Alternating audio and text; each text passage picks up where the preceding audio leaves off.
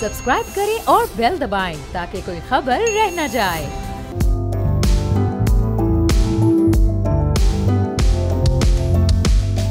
अस्सलाम वालेकुम, मैं हूं बाब जहांगीर। आप देख रहे हैं प्रोग्राम व्यापार। और पाकिस्तान स्टॉक एक्सचेंज ने आज एक नया संगे मील उबूर किया। हम देख रहे हैं रोजाना की बुनियाद पर इंडेक्स में इजाफा हो रहा है और 100 इंडेक्स आज 590 पॉइंट्स इजाफे के बाद 60,000 की सतह को भी उबूर कर गया। 60,400 की सतह पर यह ट्रेड हुआ है। ये सूरत हाल रही है और बड़ी ज़बरदस्त सूरत हाल है। अब ये जो इस वक्त राइज है मार्केट का, क्या ये वक्ती तौर पर है, ये एक बबल है या फिर ये कंटिन्यू करेगा और कहाँ तक जाएगा, इस वक्त क्या एक्सपेक्टेशंस हैं? बोल न्यूज़ के नुमाइंदे कफील अहमद इस वक्त स्टॉक एक्सचेंज में मौजूद हैं, उनसे ज़रा सूरत हाल जानते हैं, फिर वापस आकर मजीद बात करेंगे। कफील, बताइएगा कि ये इस वक्त ये जो राइज आप देख रहे हैं, जो ब्रोकर्स हैं, जो मेंबर्स हैं स्टॉक एक्सचेंज के, अभी उनके क्या तासुरात हैं इस पर?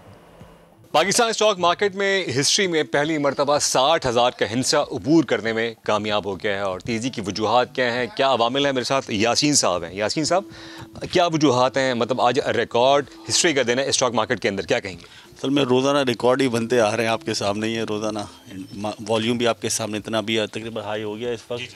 60,600-700 का इंडेक्स आपके सामने वॉल्यूम पहुँच गया है।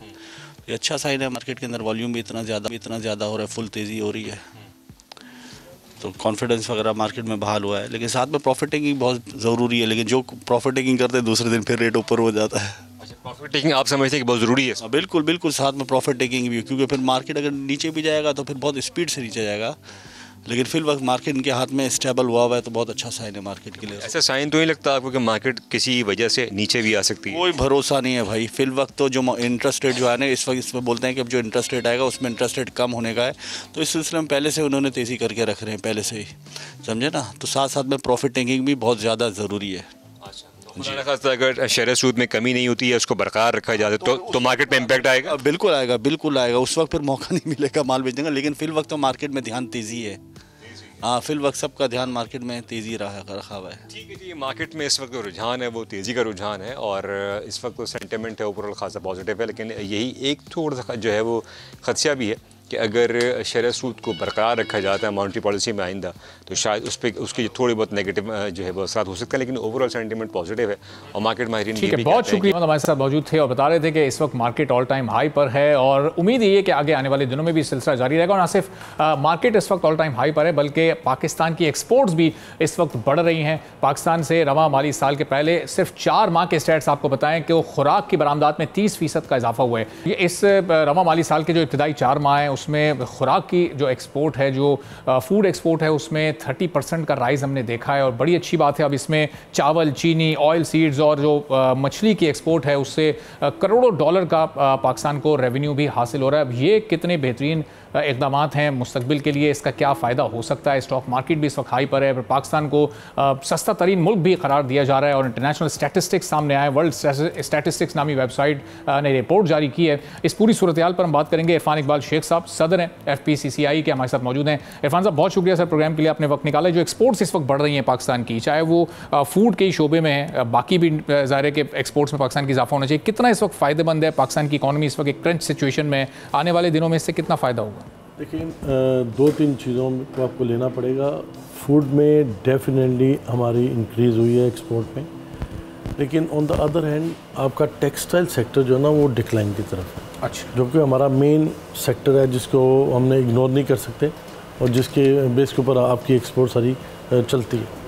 तो ये 2-3 चीज़ें ऐसी हैं जिसको हमें ठीक करना पड़ेगा और इसके ऊपर गवर्नमेंट का फोकस है। और ख़ास तौर पे SIFC का जो अभी उसमें मीटिंग भी हुई SIFC की, उसमें भी उन्होंने यही कहा कि इसी चीज़ को हम आगे लेके चलेंगे और एक अच्छा इन्वेस्टमेंट जो आने का हमारा इम्कान भी बन गया है। क्योंकि अभी भी इस वक्त हमारी टीम जो बैठी है दुबई में है और उनके साथ मीटिंग चल रही है UAE के साथ, और मैं समझता हूँ कि ये बहुत अच्छी, और उन्होंने वहाँ पे बड़ी पॉजिटिव उन्होंने दिया है UAE ने। और मोस्ट प्रॉब्ली वो ये कह रहे हैं कि जब हम 25 बिलियन जो बात कर रहे थे, चीफ साहब ने बात की थी कि वो पाकिस्तान में इन्वेस्टमेंट को लेके आएंगे। अगर ये हो गया तो मैं समझता हूँ बहुत बड़ी कामयाबी है। और जिस तरह से SIFC काम कर रही है और जिस तरह से वो एक इनिशिएटिव उन्होंने लिया और उसके ऊपर जिस तरह से उन्होंने वर्किंग शुरू कर दी है, मैं क्योंकि इसमें थोड़ा सा शामिल भी रहा हूँ तो मुझे आइडिया भी है कि बड़ी उसमें कोशिशें हो रही हैं कि हम पाकिस्तान को फूड में ख़ास तौर पे हम उसको बेहतर ला सकें, क्योंकि हमारी जो आप ये देखें कि हमारी जो इंपोर्ट है हमारी तकरीबन 6 बिलियन के लगभग जो है ना हमारी पाम ऑयल की हमारी मुख्तलिफ उसकी इंपोर्ट्स हैं, पल्सेस की इंपोर्ट्स हैं बिलियन के करीब। इसी तरह से मुख्तलिफ और चीज़ों में हम हमारा जो मिला के को तकरीबन 10 से 11 बिलियन के करीब बनता है हमारी इंपोर्ट्स का। तो अगर हम इस चीज़ को कंट्रोल कर जाएं और यहाँ पे अपनी पैदावार को बेहतर कर जाएं, देखिए वीट हमारे पास बम्पर इस बार जो उम्मीद है कि इंशाल्लाह बम्पर होगी, पिछली बार भी ठीक थी बट कुछ अपना अफ़गानिस्तान की वजह से और कुछ हमारे मामला जो पिछली गवर्नमेंट से उस तरह से कंट्रोल ना हो सके तो ये स्मगल होती गई। तो अब जो स्मगलिंग को कंट्रोल किया गया है उससे आप देखें कि वो आपकी चीनी भी उसकी प्राइसेस भी कंट्रोल होकर अब नीचे आनी शुरू हो गई हैं और मुझे उम्मीद है कि 120-121 के करीब इस वक्त जो है ना शुगर का रेट चल रहा है होलसेल में जो मिल का।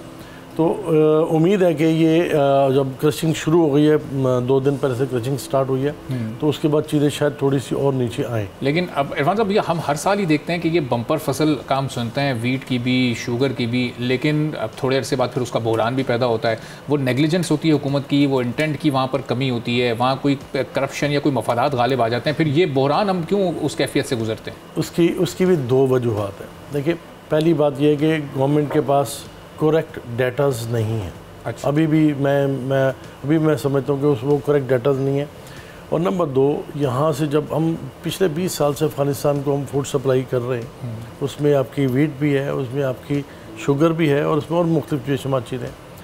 बट हमें ये चीज़ देखनी है कि जहाँ पे आपको स्मगलिंग का नुकसान हो रहा है या जहाँ पे हो रहा है, पहले तो हमें चाहिए कि स्मगलिंग को टोटली जो नासूर है इसको ख़त्म कर दें। और वो कोशिश भी है इस बार, और उस वक्त वो ख़त्म भी उस वक्त होगी जब आपके जो दोनों बॉर्डर जो मेन है उनको कंट्रोल किया जाए, क्योंकि स्मगलिंग कोई आसमान से कपड़े नहीं गिरते या आसमान से चीज़ें नहीं होती, ये सारी हमारे इन्हीं रूट से आती हैं। हमारे 2 बॉर्डर्स हैं, उन दोनों बॉर्डर्स को पूरी तरह से कंट्रोल कर लिया जाए, एक ईरान वाला है और एक ये अफ़गानिस्तान वाला है। दूसरा 2 हमारी पोर्ट्स हैं, उन 2 पोर्ट्स को कंट्रोल किया जाए क्योंकि वहाँ से भी स्मगलिंग होती है। तो ये 4 चीज़ें अगर स्मगलिंग को रोक लें और वहाँ पे जो हमारी फोर्सेस बैठी हैं जो पूरी तरीके से उसको कंट्रोल कर जाएं तो मैं समझता हूँ कि 90% से ज़्यादा जो ना आपकी स्मगलिंग कंट्रोल हो जाएगी।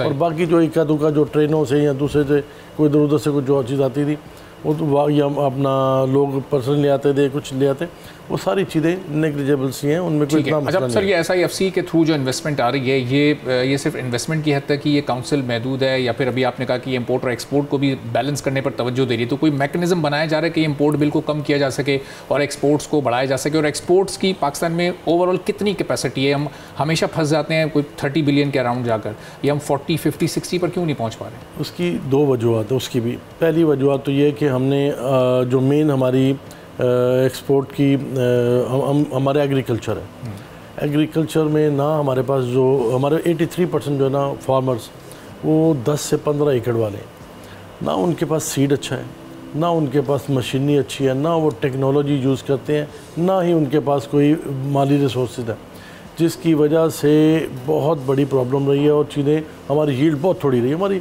आप उसकी देखें गंदम की, उसकी यील्ड हमारी है 30 से 35 मन, जबकि साथ ही हमसाया मुल्क हमारा 70 से 80 मन ले रहा है, न्यूजीलैंड 120 मन की एवरेज से ले रहा है।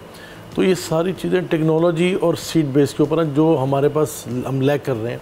अच्छा, ये फराम करना हुकूमत की जिम्मेदारी है? ये फराम करना, इसके ऊपर रिसर्च एंड डेवलपमेंट का काम करना और इसको यहाँ पे लेके आना। हम अनफॉर्चुनेटली इसके ऊपर काम नहीं कर सके। हमारे साथ इंडिया बैठा है, इंडिया ने इसके ऊपर कंट्रोल किया, उनकी प्रोडक्शन भी बढ़ गई है, उनकी एक्सपोर्ट भी बेहतर हो गई है, उनके इतना बड़ा मुल्क है उसको सप्लाई भी कर रहे हैं। तो ये सारी चीज़ें जो ना ये लैक करती हैं। हमें दूसरी चीज़ जो अपना हमारी जो एक्सपोर्ट में रही, हमने टेक्सटाइल सेक्टर को ही फोकस किया रखा।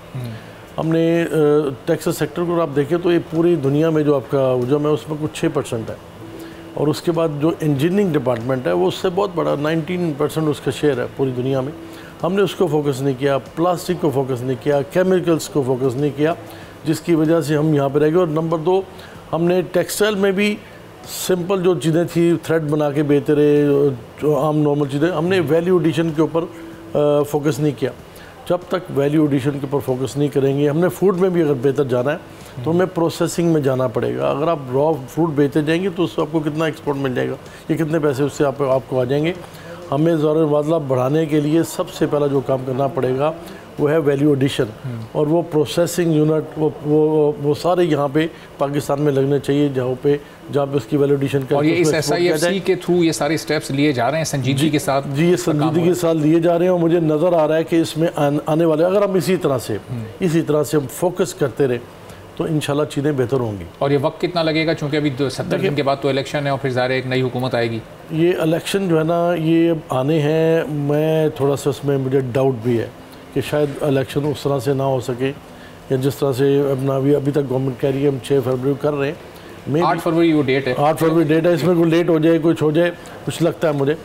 देखिए कुछ हमें जो कुछ भी है हमें एक फोकस करके और उसको उस बेस पे लेके चलना पड़ेगा, क्योंकि हम शॉर्ट टर्म पॉलिसी बना के एडॉक बेसिस पे चल के हम इस मुल्क को यहाँ तक ले आए हैं। अब हमने इसको लॉन्ग टर्म में भी शॉर्ट टर्म में दोनों में इसको जाना है और एक अच्छे पैमाने पे जाना है। तो उसके लिए मैं समझता हूँ कि एक पॉलिटिकल स्टेबिलिटी आनी चाहिए। सही। और इरफान साहब जहाँ इतना बहुत कुछ अच्छा होने जा रहा है इस SIFC के थ्रू, तो ये जो इस वक्त एक इंडस्ट्रियलिस्ट है वो प्रोटेस्ट की तरफ जा रहा है, वो परेशान है गैस की बढ़ती कीमतों की वजह से। ज़ाहिर अगर एक दिन भी आप पाकिस्तान की एक्सपोर्ट बंद करते हैं, आपके इल्म में होगा कितना बड़ा नुकसान पाकिस्तान की इकॉनमी को हो सकता है। तो फिर ये इसका कोई वे आउट निकालने की बात हो रही है, आपने दोनों साइड से कहीं कोई आप उस डिस्कशन का पार्ट रहे हैं कि कोई वे आउट निकले इसका? जी, मैं पहली तो 2-3 वजह बताता हूँ कि हम एक्सपोर्ट में क्यों आगे नहीं जा सके, या हमें हमारा 3 फोकस होने चाहिए थे। हमारी एक्सपोर्ट, जब तक एक्सपोर्ट नहीं बढ़ती हम इस अपना उससे नहीं निकल सकते, क्योंकि हमारी इंपोर्ट ज़्यादा है, हमारी एक्सपोर्ट्स कम है। तो वो जो डेफिसिट है उसको हम कंट्रोल करते हैं रेमिटेंस के साथ। हमें जब तक इंडस्ट्रियलाइजेशन हम नहीं करेंगे, हम यहाँ पे इसके लिए पैकेज नहीं देंगे, मैं समझता हूँ पाकिस्तान में इंडस्ट्री नहीं लग सकती, क्योंकि आपका जो इंटरेस्ट रेट है वो आपका काइबर रेट 22% है, और जब भी कमर्शियल बैंक अपने पैसे उसमें मिलाता है तो 2.5 से 3%, तो दैट मीन्स के 24-25%। 24-25% में आप कम्पीट नहीं कर सकते। जो साथ आपके हमसाया ममालिक हैं उसमें आपका इंडिया है, चाइना है, बांग्लादेश है। वहाँ पे जो इंटरेस्ट रेट है चाइना का 3.5 है, इंडिया का 6.5 है, और उसका क्या नाम है बांग्लादेश तकरीबन 6% पे है। तो हम किस तरह से कम्पीट करेगा, या हमारा एक्सपोर्टर कैसे करेगा? हमें एक तो इंटरेस्ट रेट हमें ठीक करने पड़ेंगे, उसको कम नीचे लाना पड़ेगा ताकि इंडस्ट्री लग सके, और इंडस्ट्री के लिए ज़रूरी है। नंबर 2, हमारी इलेक्ट्रिसिटी, हमारा जो एनर्जी सेक्टर जो है ना हमारा, उसमें बहुत ज़्यादा प्रॉब्लम्स हैं और रही हैं, जिसकी वजह से अब आप देख रहे हैं कि गैस के ऊपर जो हो रही है, तो गैस की प्राइसेस इतनी बढ़ जाएंगी कि आप उसको अफोर्ड ही नहीं कर सकेंगे, उसमें आप चला नहीं सकेंगे अपनी इंडस्ट्री को। इसी तरह इलेक्ट्रिसिटी को आप देखें तो आप 50 रुपये से ऊपर यूनिट चला गया। जब आप कंपैरिजन करते हैं इंडिया का, पाकिस्तान का, चाइना का, तो चाइना जो है ना ये इंडिया और बांग्लादेश ये तीनों दे रहे हैं 8 सेंट में, जबकि हम दे रहे हैं बिजली 16 सेंट में। हम डबल प्राइस में दे रहे हैं। हमें जब तक ये चीज़ों को कंट्रोल हम नहीं करेंगे, हमारी एक्सपोर्ट नहीं बढ़ सकती। एक्सपोर्ट नहीं बढ़ेगी तो हमारा मुल्क आगे नहीं जा सकता, और इंडस्ट्री नहीं लगेगी तो एक्सपोर्ट नहीं हो सकती। ये तीनों चीज़ों को फोकस करना ठीक है। और ये एक्सपोर्ट के साथ साथ अब ये इन्वेस्टमेंट कितनी ज़रूरी है? जो अभी रिसेंटली हमने मुआहदे किए UAE के साथ, उसमें निगरान प्राइम मिनिस्टर भी मौजूद थे, उसमें मौजूद थे UAE के प्रेसिडेंट खुद उसमें मौजूद थे, जो 20 से 25 अरब डॉलर की सरमायाकारी है। अब ये इस वक्त पाकिस्तान के फ्यूचर के लिए कितनी फ़ायदेमंद है, और इस तरह के हमें 2-3 मुआहदे और भी करने पड़ेंगे, ये इस वक्त इनफ है इस करंट सिचुएशन? देखिए, हमें जिस तरह से चीफ साहब ने कहा था, और मैं समझता हूँ कि बहुत अच्छा उन्होंने इसको इनिशिएटिव लिया SIFC का। उन्होंने कहा था कि हम तकरीबन 100 बिलियन के करीब करेंगे। 25 बिलियन का वादा किया था सऊदी अरब ने, और 25 बिलियन का UAE ने, जो अभी हम गए हुए हैं, जो अभी इंशाल्लाह हो जाएगा। इसके अलावा कतर और इसके अलावा बाकी जो गल्फ़ के दूसरे मुल्क हैं उनसे भी उन्होंने कहा, कुवैत वाला से भी हम कर रहे हैं। तो मुझे उम्मीद है कि जिस तरह से उन्होंने कहा था और जिस तरीके से वो इसके ऊपर कोशिश कर रहे हैं, फोकस किया हुआ है, तो इंशाल्लाह कामयाबी होगी। हमें भी इसी चीज़ के ऊपर चलना चाहिए। हमें अपनी, देखिए, जब तक FDI फॉरेन डायरेक्ट इन्वेस्टमेंट जब तक यहाँ नहीं आती इस मुल्क में, यहाँ पे चीज़ें आगे नहीं बढ़ सकेंगी। उसमें 2-3 चीज़ें रुकावट हैं जिसको ठीक करना पड़ेगा। एक तो हमारी थी करेंसी डिवैल्यूएशन। आपने देखा हम 332 को भी टच करके थे, उसके बाद आई ये केयर टेकर गवर्नमेंट आई और चीफ साहब ने जो इक़दाम किए, उसके बाद ये 274 को टच कर गई, और फिर दोबारा थोड़ा सा इंक्रीज़ हो गया। मुझे उम्मीद है कि वो भी इसी रेंज में होगी, 270-280 की रेंज में आएगी। जब तक हम इसको डिवेल्यूशन को कंट्रोल नहीं करेंगे आपके पास एफडीआई कोई नहीं पहुंचेगी। मुझे मोदी साहब का एक बयान बड़ा अच्छा लगा, हालांकि इंडिया हमारा मुखालिफ मुल्क है, लेकिन मैं बयान इसलिए बताना चाहता हूँ यहाँ पे कि उन्होंने कहा जी कि हमारे पास 250 बिलियन की एफडीआई आई है। और ये हमारा कमाल नहीं है, हमारा सबसे बड़ा कमाल ये है कि हमने ये 250 बिलियन की जो एफडीआई है ये 162 कंट्रीज इसमें शामिल है, और ये बहुत बड़ी कामयाबी। इसमें मैं देखता हूँ कि पाकिस्तान की फॉरेन पॉलिसीज़ जो ना उसको मैं दोबारा रीचेक करके उसको सही तरीके से करना पड़ेगा, क्योंकि पूरी दुनिया में कोई मुल्क भी तरक्की नहीं कर सका जब तक उसने रीजनल ट्रेड नहीं की। तो हमारा तो इंडिया के साथ हमारे तल्लुकात ठीक नहीं है, अफ़गानिस्तान के हमारे ठीक नहीं है, ईरान के साथ कभी अच्छे होते हैं कभी बुरे हो जाते हैं। एक चाइना है जिसके साथ मुझे आगे भी जो लग रहा है कि उसके साथ भी शायद तल्लुकात तो उस तरह से अच्छे ना रहे जैसे पहले हमारे रहे थे। तो हमें ये फोकस करना पड़ेगा, रीजनल ट्रेड के ऊपर हमें फोकस करेंगे तब जाके आपकी ये चीज़ें बेहतर होनी शुरू हो गई। तो ये 3-4 चीज़ें जो कि ज़रूरी हैं। और फिर पॉलिसीज़, अच्छा, मैं पॉलिसीज़ की बात करता हूँ। यहाँ पे होता क्या है कि पॉलिसीज़ बनती हैं और नई गवर्नमेंट आती है 3-4 साढ़े 3 साल बाद, वो 180 डिग्री पे उसको पॉलिसी को लेके आती है, क्योंकि वो ये नहीं चाहती कि पिछली गवर्नमेंट का कोई भी नाम रहे। भाई अगर पॉलिसी एक अच्छी है तो उससे बिजनेस कम्युनिटी सफ़र करती है, और ये सफरिंग उस वक्त ख़त्म होगी जब और ये policy sir, sorry to cut, ये पॉलिसी हम अपने ओन पे बनाए यानी पाकिस्तानी गवर्नमेंट बनाए, या फिर अभी जिस तरह हम देख रहे हैं IMF का एक डेलीगेशन आया वो टैक्स पॉलिसी पर, वो आपको डिक्टेट कर रहा है कि आपको अब किस तरीके से अपने लोगों से टैक्स कलेक्ट करना है, कैसे आपको टैक्स नेट बढ़ाना है, कैसे टैक्स कलेक्शन बढ़ानी है। तो इसमें IMF की मुदाखलत ये होनी चाहिए पॉलिसी मेकिंग में? पहली बात तो ये जी, मैं I am totally against IMF। और मैं हमारे फेडरेशन में हमने एक रिसर्च पेपर भी इसके ऊपर लिखा है कि हमने ये हमारा ये 23rd प्रोग्राम था ये वाला जो हमने लिया था, उनसे 22 प्रोग्राम उससे पहले हम ले चुके थे। हम आज तक IMF के प्रोग्राम के अंडर जो है ना हम 4.2 या 4.3 हम GDP रेट में जा चुके हैं, और विदाउट प्रोग्राम हम तकरीबन 6.5 और 6.3 तक हमने टच किया है। तो मैं समझता हूँ कि IMF पीछे जो हालात थे उसमें ज़रूरत थी कि IMF के साथ लेके हम इसको करें, बट आइंदा के लिए IMF से माफ़ी मांगी जाए और अपने ओन पे खड़ा हुआ जाए, क्योंकि कोई भी वो मुल्क, ये एक ज़माने में आपको याद है ब्राज़ील कहता है IMF का गोल्डन, उसको कहता है जी बड़ा ब्लू हमारा ये है, बट वो भी नहीं बढ़ सका था। और जब से चाइना ने उनके साथ किया जाके उसके बाद ब्राज़ील की इकोनॉमी चेंज हो गई। हमें अपने ओन पे खड़े होना है, अपने फ़ैसले खुद करने हैं, तब जाके हम इसको बेहतर कर सकेंगे।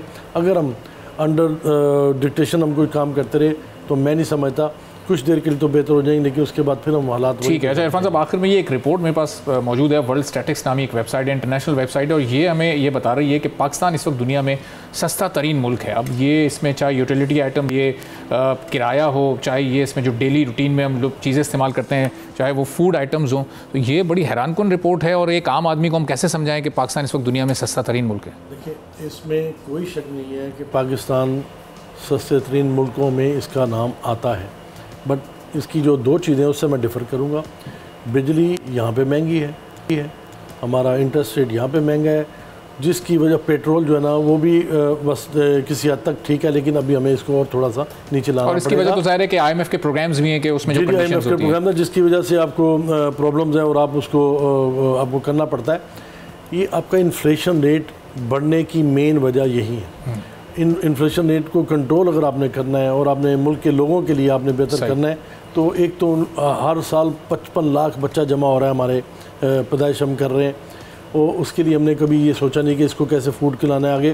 फूड सिक्योरिटी एक और बहुत बड़ा मसला है, ग्लोबली तो यह ही, पाकिस्तान के लिए बहुत बड़ा मसला होना है, तो इसको हमें फोकस करना पड़ेगा ये सारी चीज़ें। और फिर हम आई टी के हम फौरी तौर पे उससे हम रिज़ल्ट ले सकते हैं। IT हम 2.85 बिलियन एक्सपोर्ट है हमारी, और तकरीबन अनऑफिशियली को 4 और 5 के दरमियान है, और उसको 10 तक लेके जाना है रिसेंटली। साथ आपका जो चाइना इंडिया है वो 178 बिलियन पे चला गया। कोई इसमें कोई HR की कमी नहीं है, कोई उसमें ह्यूमन रिसोर्सेज हमारे पास है, प्लस IQ हमारा बेहतर है, कोई ऐसी बात नहीं है। फोकस करने की बात है, डायरेक्शन की बात है। हमारी फीमेल 52% है, तो आपके प्रोग्राम से मैं पैगाम गवर्नमेंट को देना चाहता हूँ कि खुदा के लिए यहाँ पे फीमेल यूनिवर्सिटीज़ बनाई जाएँ, IT की, और उनको दिया जाए ताकि वो। चलें सर, ये तजावीज़ आपकी पहुंच गई हैं यकीनी तौर पर काम बाला तक, और कोशिश करेंगे कि आपको इन फ्यूचर भी हम फिर जहमत दें और ये मजीद कुछ तजावीज़ और आपके मशवरे लें। बहुत बहुत शुक्रिया इरफान इकबाल शेख साहब, सदर FECCI। हम थोड़ा सा आगे बढ़ते प्रोग्राम में, और UAE और पाकिस्तान में जो 20 से 25 अरब डॉलर की सरमायाकारी का बात हो रही है इस वक्त, और UAE और पाकिस्तान में सरमायाकारी के मुआहदों पर दस्तखत भी कर दिए गए हैं। एशियाई तरक्याती बैंक भी पाकिस्तान को इस वक्त उसने पाकिस्तान को 18 करोड़ डॉलर का कर्ज देने की मंजूरी दी है। एशियाई तरक्याती बैंक के एलामिया के मुताबिक अब इस रकम से पंजाब में पानी की सप्लाई के मंसूबे मुकम्मल किए जाएंगे। इस पर एक छोटी सी रिपोर्ट आपको दिखा रहे हैं। मारूफ सनतकार मिर्ज़ा इख्तियार बेग साहब भी हमारे साथ मौजूद हैं, फिर वापस आकर उस पर इनसे मजीद गुफ्तगू करेंगे। पहले रिपोर्ट देखिएगा। SIFC के क़याम के वक्त जिस सरमायाकारी का वादा किया गया था वो आहिस्ता आहिस्ता आना शुरू हो गई है, और अगर ये 100 अरब डॉलर्स की सरमायाकारी आने वाले दिनों में पाकिस्तान में होती है तो पाकिस्तान की मईशत को कितना फ़ायदा होगा, और फिर इसके समरात एक आम आदमी तक की सूरत में पहुँचेंगे। इस पर गुफ्तगू करेंगे। मिर्ज़ा इख्तियार बेग साहब हमारे साथ मौजूद हैं। इख्तियार बेग साहब, बहुत शुक्रिया प्रोग्राम के लिए, आपने वक्त निकाला। ये पहला मुआहदा ऑलमोस्ट हो चुका है। ये 20 से 25 अरब डॉलर पाकिस्तान अब आ जाएंगे। जब ये आ जाएंगे और फिर मज़ीद मुल्कों से इस तरह के मुआहदे होंगे तो पाकिस्तान की मईशत में क्या बुनियादी तब्दीलियां आप देख रहे हैं? देखिए, एक चीज़ तो पहले ये समझिए कि स्पेशल इन्वेस्टमेंट फैसिलिटेशन काउंसिल जो सरमायाकारी की खुसूसी काउंसिल बनाई गई है, और जो सिविल और मिलिट्री क़यादत उसको मिल के उसकी क़यादत कर रहे हैं, और जनरल आसिफ मुनीर साहब का बिलखुसूस उसमें बहुत बड़ा अहम किरदार है। वो अब हम 1-1 बिलियन डॉलर कर्जे या सॉफ्ट डिपॉजिट मांगने के बजाय हमने अपनी मंडियां, हमने अपने मुल्क और अपने कुछ सेक्टर जो दुनिया भर में जिसकी बहुत डिमांड है वो ऑफ़र करें इन खलीज के ममालिक को कि आप इसमें सरमायाकारी करें। ये वो सेक्टर हैं जिनके लिए ये ऑलरेडी पूरी दुनिया में घूम रहे हैं। उसमें जो SIFC ने 4 सेक्टर आइडेंटिफाई करें, एक ज़राअत का है, एक IT का है, एक मिनरल्स और माइनिंग का है, और चौथा जो है वो एक्सपोर्ट में डिफेंस प्रोडक्शन का है। अब ये चारों सेक्टर्स में 100 बिलियन डॉलर की मजमूई जो इन्वेस्टमेंट जो है वो एक इंडिकेशन दी गई है इन ममालिक से। 20-25 बिलियन डॉलर की UAE की है, 20-25 बिलियन डॉलर की कुवैत की है, इसी तरह 30-35 बिलियन डॉलर की सऊदी अरब की है और कतर की है। तो ये 4 ममालिक ने इसमें इंटरेस्ट लिया है। सही। पहला सब चारों को जो चाहिए वो फूड सिक्योरिटी चाहिए, यानी खाने पीने की और ज़रूरी अजनास की खुद कफालत। वो पाकिस्तान में हमने उन्हें ज़मीनें ऑफर करी हैं। पाकिस्तानी अफवाज ने एक बहुत बड़ा ब्रीफली बता दिएगा कि इससे पाकिस्तान की एक्सपोर्ट्स को भी फायदा होगा, एक्सपोर्ट्स भी हम इन फ्यूचर बढ़ते हुए देखेंगे, कहाँ तक फिर ये बढ़ सकती हैं? ज़मीन पे जो फसलें उगाएंगे ये फसलें एक्सपोर्ट होंगी। अच्छा। ज़रूरी अजनास UAE, कतर और कुवैत और सऊदी अरब एक्सपोर्ट होंगे। इसमें एनिमल फीड है, जानवरों को खाने का चारा जो है हाई प्रोटीन अल्फा कहते हैं, वो एक्सपोर्ट होगा। तो 100 बिलियन डॉलर की इन्वेस्टमेंट जो है इससे न सिर्फ सरमायाकारी और नई मुलाजमतों के मौके पैदा होंगे, बल्कि ये चीज़ें बन के इन ममालिक के ये ख़रीदार हैं, ये हमसे ये तमाम चीज़ें खरीदेंगे, ये एक्सपोर्ट होंगी तो हमारी एक्सपोर्ट भी बढ़ेगी, ज़र मुबादला भी आएगा। तो हमें जो ज़र मुबादला की शॉर्टफॉल होता है, एक्सटर्नल पेमेंट्स में मुश्किलात आ जाती हैं, वो अल्लाह ने चाहा ख़त्म हो जाएंगी। अभी हम 1-1 बिलियन डॉलर के लिए मांगते फिर रहे हैं। और इख्तियार साहब, ये मिनरल्स और माइनिंग पर भी इस पर बड़ी तवज्जो दी जा रही है, इस पर फोकस किया जा रहा है। हमने देखा कि माजी की जो हुकूमतें रही हैं उन्होंने थोड़ा सा इस पर फोकस नहीं रखा, थोड़ा सा इस सेक्टर को नज़रअंदाज किया है। तो इससे हमें कितना फ़ायदा हो सकता है आने वाले दिनों में? जी देखें, अभी कल का ही मेरा कॉलम जंग में छपा, उसमें मैंने कहा कि सऊदी अरब रिकोडेक में पाकिस्तान के शेयर खरीदने में इंटरेस्टेड है। ये दुनिया का तांबा और सोने का सबसे बड़ा प्रोजेक्ट है रिकोडेक, और ये कंपनी जो है बैरिक गोल्ड जो है वो तैयार हो गई है कि पाकिस्तान अपने कुछ हिस्से या पूरे शेयर जो है सऊदी अरब को भेज दे। सऊदी अरब का जो नेशनल फंड है वो पूरी दुनिया में सरमायाकारी कर रहा है मिनरल्स में और माइनिंग में, और पाकिस्तान में ये वो प्रोजेक्ट हैं जो सर्वे हुए हैं, जिसमें ये बात रिपोर्ट में 100% कंफर्म आई हुई है कि यहाँ गोल्ड के और तांबे के रिजर्व मौजूद है, सिर्फ निकालना है, उसकी कानूनी करनी है। और सऊदी अरब उसमें बहुत ज़्यादा इंटरेस्टेड है कि वो पाकिस्तान के शेयर लेके मलकियत बने, क्योंकि और सऊदी अरब साहब ये इसका कोई एस्टिमेटेड फिगर कोई सामने आया, कोई तखमीना है कि इसकी मालियत क्या है, इससे कितना फायदा होगा? बहुत अच्छा सवाल है। आपने इंटरनेशनल जो वैल्यूएटर रहते हैं उन्होंने रिकोडेक की कीमत पर शेयर निकाल दी है, और ये दिसंबर में निकालनी थी, ये नवंबर में ये काम खत्म हो गया है। वो शेयर की वैल्यू अब नेगोशिएट करनी है, उससे थोड़ा सा ऊपर या थोड़ा सा नीचे, लेकिन बेंचमार्क जो है वो आलमी वैल्यूएटर्स ने निकाल दिया है।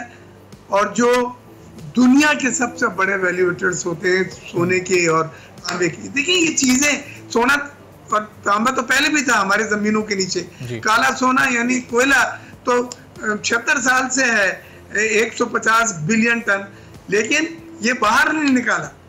ये हुकूमत में जो नेशनल इन्वेस्टमेंट फैसिलिटेशन काउंसिल, जो खुसूसी सरमायाकारी की काउंसिल है, जो सिविल मिलिट्री क़यादत ने एक रुख बदला है, वो अब कर्जे लेने के बजाय कहते हैं सरमायाकारी करो, और सरमायाकारी भी उन शोबों में जिन शोबों में इन ममालिक को, खलीज के ममालिक को ज़रूरत है, जिसमें सबसे टॉप पे फूड सिक्योरिटी, ज़रूरी अजनास हैं जो पाकिस्तान में पैदा करके उगा के उनको एक्सपोर्ट होगा। फिर मादनियात के शोबे में ये जो रिकोडेक है, इसके और दूसरे मंसूबे भी हैं जो मादनियात। और फिर इख्तियार साहब, चूंकि आईटी पर भी और आईटी की एक्सपोर्ट बढ़ाने पर भी इस वक्त बड़ी तवज्जो इस SIFC के थ्रू दी जा रही है, तो इसका कोई मैकेनिज्म, कोई लाइन ऑफ एक्शन, कोई स्ट्रेटजी तरतीब दी जा चुकी है अगले चंद सालों के लिए? जी, आईटी वो सेक्टर है जो रातों रात जल्द अज जल्द पाकिस्तान में एक्सपोर्ट बढ़ा सकता है। इस वक्त आईटी की एक्सपोर्ट जो है वो 2.5 बिलियन और end of the year 3 billion मुतवक्के है। हमने टारगेट रखा है 2025 तक $20 बिलियन का। $20 बिलियन में जो आजकल नए आईटी के प्रोडक्ट आए हैं, वीचैट पर आर्टिफिशियल इंटेलिजेंस, इसके हमारे यहाँ जो स्टूडेंट्स बहुत तेजी से वो तालीम हासिल करके मोस्ट सोफिस्टिकेटेड एकेडमिक टूल्स लेके। ठीक है, चलें मिर्ज़ा अख्तियार बेग साहब, आने वाली किसी नशिस्त में इंशाल्लाह इस पूरी सूरत पर मज़ीद भी तफसील से गुफ्तगू करेंगे, आपको फिर ज़हमत देंगे। बहुत शुक्रिया आपका प्रोग्राम में। नाज़रीन, आज के प्रोग्राम से फ़िलहाल इतना ही, इजाज़त दीजिए, अल्लाह हाफ़िज़।